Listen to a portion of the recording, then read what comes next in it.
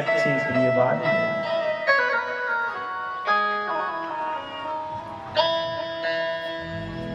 परोक्ष में तो अच्छा बोलता है। आज नंद बाबा वसुदेव जी महाराज की दुख की चर्चा कर रहे हैं और वसुदेव जी महाराज का दुख है, लेकिन नंद बाबा के सुख में सम्मिलित हो रहे हैं। ये मित्रता है।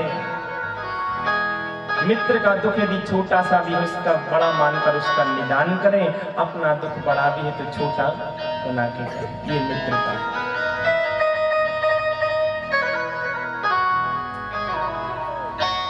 लेकिन बोले महाराज इस मतलब की दुनिया में कौन किसका होता है? बोले धोखा वही देता है जिस पे भरोसा होता है। मतलब का सारा जमाना है देखा, बोले यहाँ दिल लगाने की कोशिश न करना।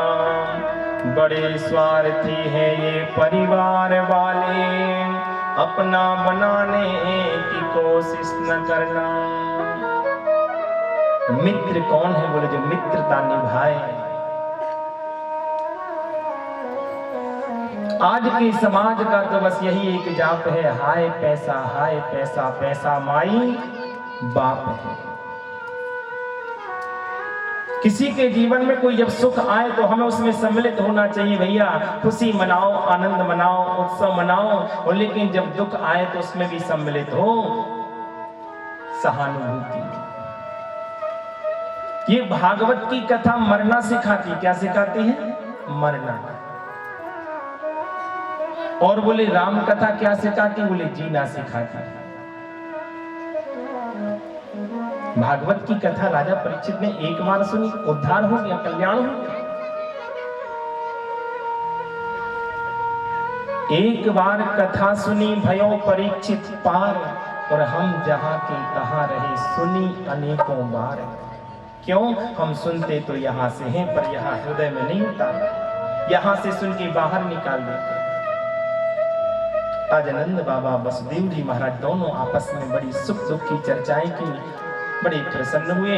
इतने में वसुदेव जी महाराज ने कहा नंद बाबा से, नंद बाबा मेरी ज्योतिष विद्या ये कह रही कि तू ज्यादा देर मथुरा में न डोलियो। क्यों? बोले तेरे गोकुल में संकट आए विवारों है। तेरी गोकुल में कुछ उपद्रव होने वाला है। इतना कहा नंद बाबा की तो धड़कन तेज हो गई। मेरे गोकुल में संकट आए विवारों है। वसुदेव जीवन में कबाऊ झूठ ना बोले, दीवाने आशंका व्यक्त करिए तो निश्चित कोई ना कोई संकट आएगा। वहां से जल्दी भागे हरिशरणम के मंत्र को जाप करते हुए। लेकिन महाराज नंद बाबा पहुंच ना पाए। तब तक आपातकालीन मीटिंग बुलाई कंस ने। बड़े बड़े राक्षसों को सम्मिलित किया, घासुर, बकासुर, व्योमासुर, धेनुकासुर, केसी, पूतना,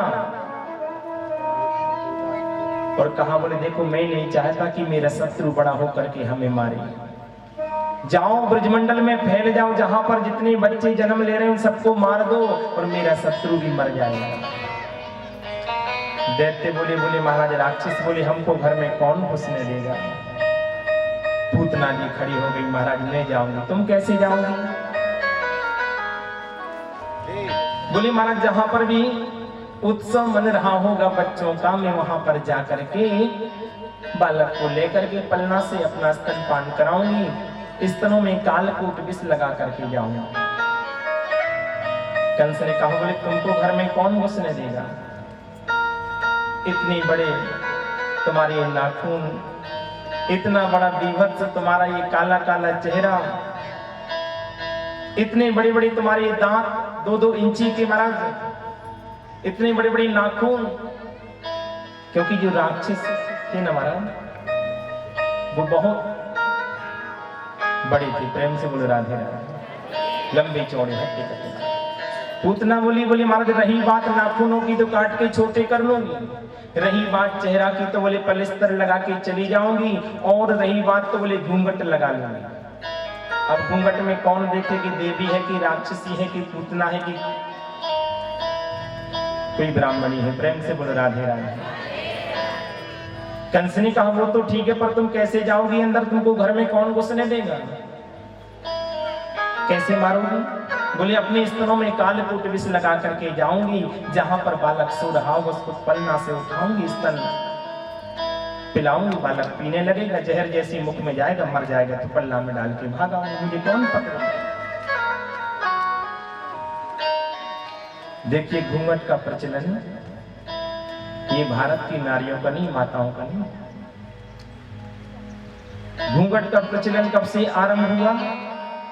जब से हमारे इस देश में, हमारे इस भारत में आतताइयों का आक्रमण हुआ, मुगलों का साम्राज्य हुआ, हमारी बहन बेटियों पर जब बुरी नजर डाली, तब से बोले महाराज ये घूंघट का प्रचलन आरंभ हुआ। दशरथ जी महाराज से माता जानकी ने कभी घूंघट लगाया हो ऐसा रामायण में नहीं लिखा। अब घूंघट तो लगा लिया तुमने 1.5 हाथ लंबा यहां तक, और घूंघट में महाराज ससुर जी को गाली सुनावो, आजा बजमारे तेरे मुंड पे हड़ियां फोड़ूंगी। ऐसे घूंघट से क्या मतलब? अरे घूंघट का मतलब है कि आंखों का संकोच होना चाहिए।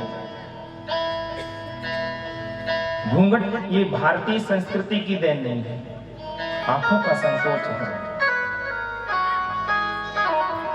और बहू तो बेटी के समान होती घर परिवार में। प्रेम से बोलो राधे राधे, थोड़ी और जोर से बोलो। इसलिए महाराज पूतना घूंघट लगा के गई।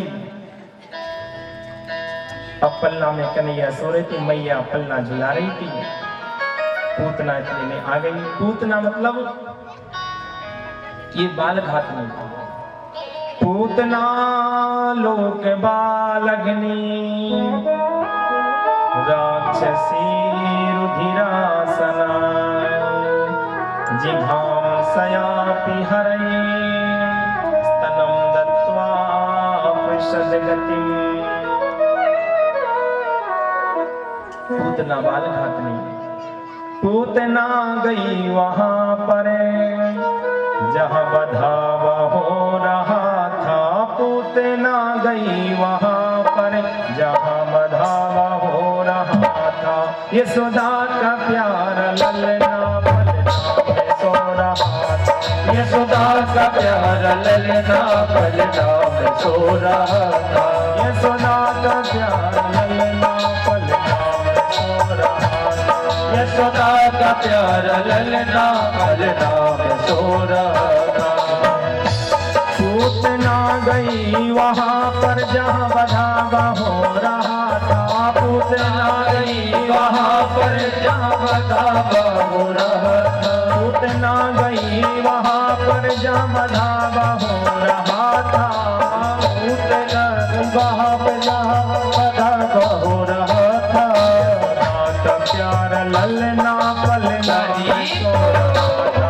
यशोदा का प्यार ललना पलना में सो रहा था। यशोदा का प्यार ललना पलना में सो रहा था। जय हो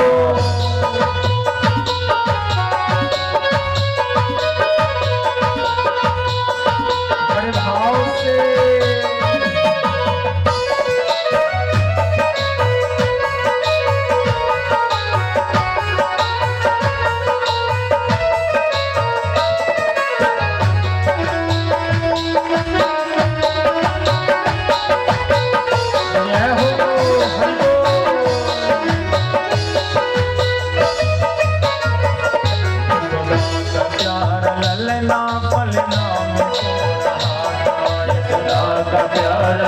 पलना में सो रहा था।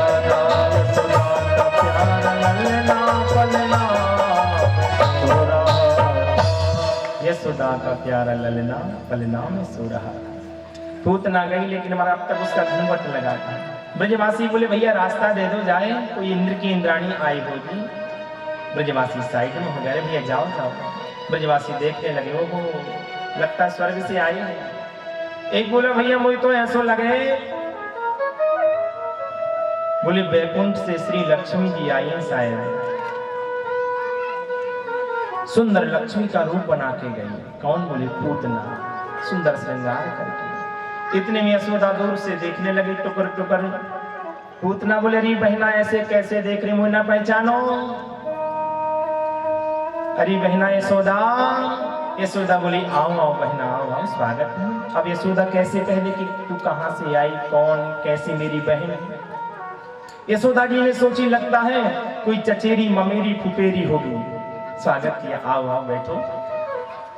बोले देख मैं अपने आप को ना रोक पाई, मुझे जब मालूम चलो कि तेरे घर में लाला हुआ है तो मैं दौड़ी भागी पागलों की तरह चली आई। अब तू मुंह को ऐसे का देख रही, मुझे ना पहचानो। नंदरानी बोली अरे बहना खूब आई, खूब बधाई दो, ये है मेरा लाला। कहाँ है तेरा लाला? बोले देख पल्ला में झूल रहे हो। पूतना गई, बोले देखो तुम मेरे लाला को आशीर्वाद दो कि मेरा लाला चिरंजीवी रहे। और मैं अतिथियों मेहमानों का स्वागत करने जा रही हूँ। मेरे घर में बहुत से मेहमान आए हैं, अतिथि आए। पूतना बोली हाँ हाँ तुम स्वागत करो, मैं लाला को आशीर्वाद दे ही दूंगी, आई किस लिए हुई।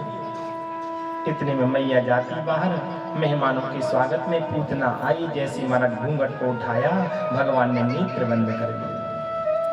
संतों ने कहा बोले भगवान ने नेत्र बंद क्यों किए? बोले भगवान ने नेत्र बंद इसलिए कि भगवान ने विचार किया मेरे दो अवतार हैं, एक राम अवतार एक कृष्ण अवतार।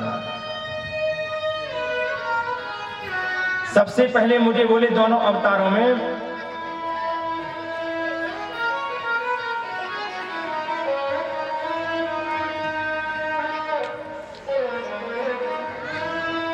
मुझे दोनों अवतारों में सबसे पहले राक्षसी को मारना पड़ रहा है।